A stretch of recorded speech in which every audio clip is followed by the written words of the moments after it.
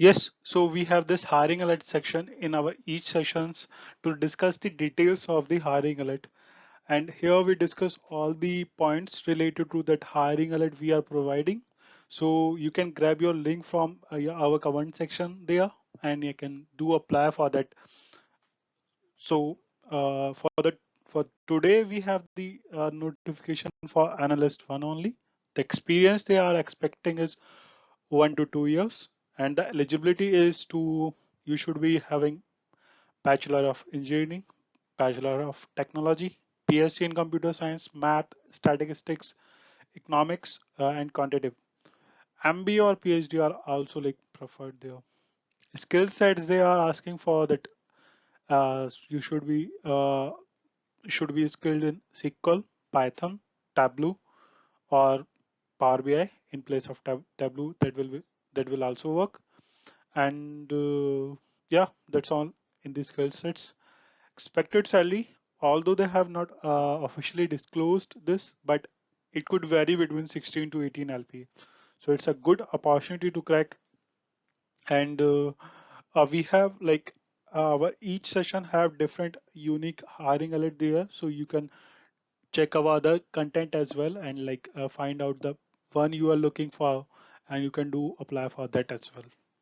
Okay. So we will be continuing our that Azure 900 questions and answer. So it will be a 10 minutes strategy in a day to clear that Azure certification exams. Okay, so let's continue on the questions answer, concerns and answers. And the very first is you need to manage containers. So which two services can you use? And each correct answer present a complete solutions. So the points are like Azure Container Instances and Azure Kubernetes Services are good to be used.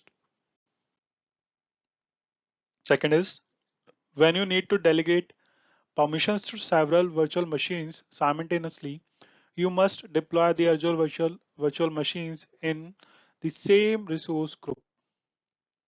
Okay, so you are planning to deploy several Azure virtual machines. You need to ensure that the service running on the virtual machines are available if a single data centers fail. Solution you have recommended it. You deploy the virtual machines to two or more availability zones. So will it meet the goal? Yeah, it will meet the goal. Another. So you need to evaluate the underlying text to determine if it is correct or no. So one of the benefits of Azure SQL Data Warehouse is that high availability is built into the platform. So review the underlying text, and if it's correct, then mark as no change is needed.